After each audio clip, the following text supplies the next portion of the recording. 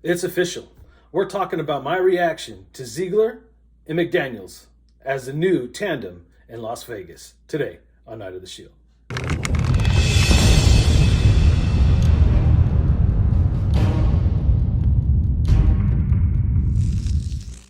Welcome in, nation, to another edition of Night of the Shield.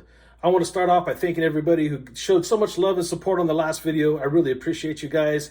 And to show my appreciation, I promise you I'm not going to put no background music in this video. Now, just let's get right into this, man. But if you're new here, go ahead and hit that subscribe button, the notification bell, so you can be updated every time I drop another video. And if you've been here and rocking with me for a while, go ahead, hit that notification bell, the like button. Let's keep this thing moving. 2022 is upon us. The thing that I've been waiting for since the season ended has occurred today. The announcement came in that we are going to be running with Dave Ziegler and Josh MscDaniels. Now, if you want to know my ultimate thoughts about the situation and what I really think about, because I figured this was going to happen. I figured this was going to be the move, and I did it in that last video. If you want to check it out, it's the video before this one. Go take a listen. What I want to cover in this video is maybe I'll regurgitate some of that information, but I primarily want to talk about expectations, because right now, if there's anything that I've been hearing, and I haven't got into everybody's videos, I haven't got to see a whole lot of reactions to what's happening, but I do know one of the consensus is that, you know, why did we do this move? This is garbage. It should have been Dodds. I said in the last video, it didn't matter who was going to be, guys. Whether it was Dodds, and I always said Dodds and Harbaugh, Ziegler, MscDaniels. I did hear a report that, you know, the powers that be that are with Mark Davis, they did want Ziegler and Daniels, and Mark Davis was highly sold on Dodds. And this is where I'm going to give the ultimate respect to Mark Davis. Now, I know a lot of people give him a bad time, but the man has come out and strongly said that football operations is not his thing. That's not his strength. He doesn't want to have that strength. Obviously, he has ideas and passions and what he feels. And I think he was so connected to Dodds, a lot like the rest of the nation was, because he'd been here before. He worked under Al. There was a nation connection, if you will. And I'm going to be honest with you. That was one of the things that kind of sold me like, hey, I don't want to make that type of decision. We did it with Jack. He was an Oakland boy. He grew up a Raider fan. We brought John Gruden back, right? We brought in Mike Mayock. And I'm going to be honest with you. Mike Mayock, to me, I was so excited to grab Mike Mayock because I had followed Mike Mayock. He was my favorite draft analysis personality on TV. So I was super excited that we got Mike Mayock. And I thought what was going to transpire was going to be greater than it was. And that's one of the focuses I want to talk about today. Now, I'm not going to even say, you know, because there's a lot of talk about how much of that was Gruden and how much of that was Mayock. And if you notice, the first half of drafts weren't as good as the back half. And people tend to think that Gruden called the first half and Mike Mayock got to step in and do the second.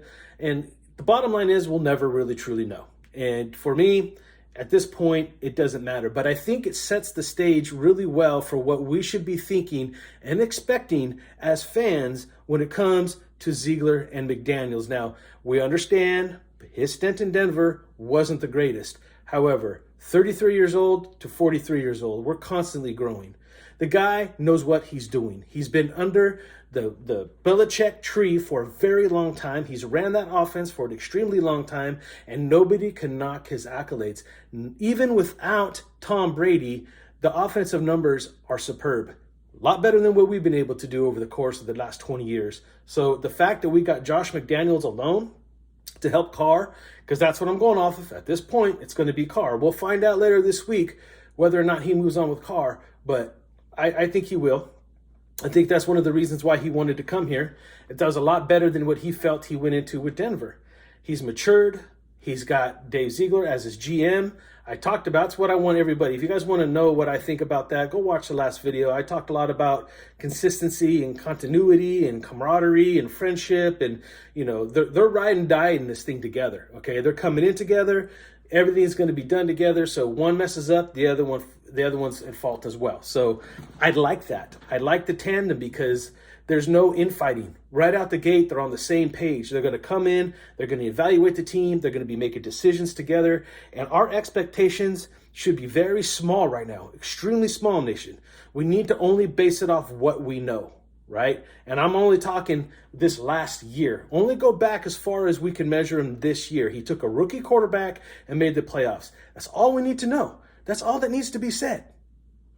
This man is an offensive-minded guy. We're going to see who he brings in for defense, right? They come from a very tight ship, regardless, it's Belichick that calls all that shots, right? And we know that.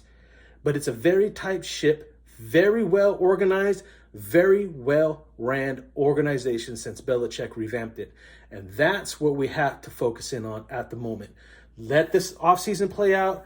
Look, we're going to have to give this tandem the same amount of respect we have to give everybody else. Now, I don't even want to put a real timeline on it because should it be a year? Should it be 2 years? Because this roster's not horrible, right? This roster's not horrible. So I don't want to necessarily say that they deserve like a 3-year window to kind of figure things out and get it rolling. I'm thinking and weighing on more like 2 years tops. Give them a year to really kind of set their system in place and put some foundations in. And then that second year, but hey, there's a good chance, man. There's a good chance that the Raiders improve. And this is why I feel that way. Our defense was average at best. And I'm talking at best, guys. Like, it was much improved, but it didn't really change all season. It stayed consistent. I mentioned that in a video before, that it was just really consistent. Blase blah, man. It didn't necessarily thrill me at times, but it did enough. It really improved, and it put us in situations to win.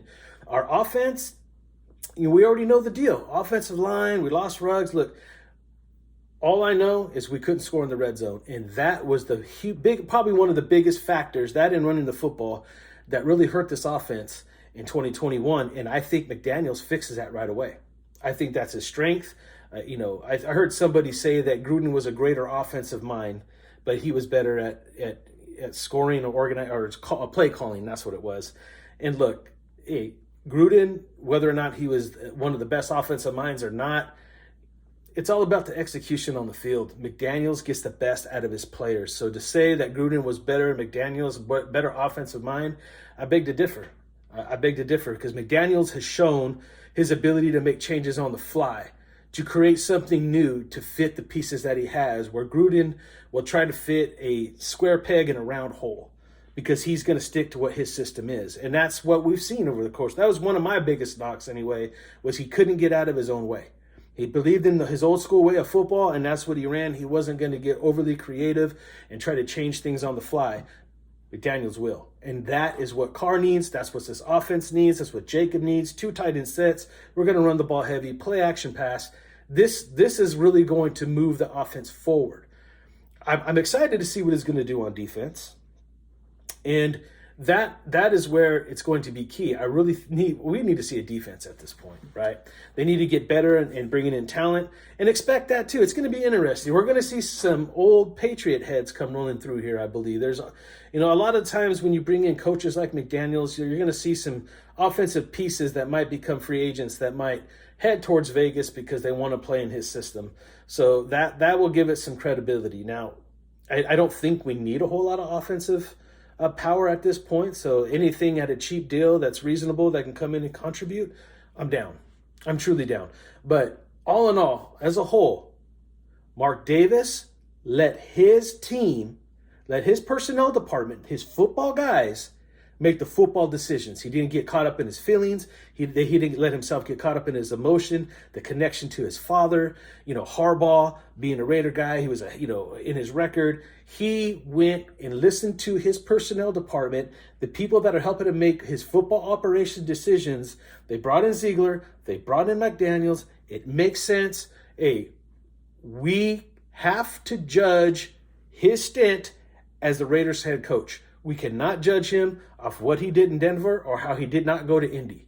As long as he shows up to his press conference for the Raiders and he's the Raiders head coach moving forward, that's what we're judging on. Everything in the past is in the past. It doesn't matter. And I'll tell you right now, that roster he took over wasn't that great. I mentioned that in the last video either. So young, dumb, move on, right? This guy has been well educated under a really good system, a real solid organization, something that we've been wanting for our own organization for a long time.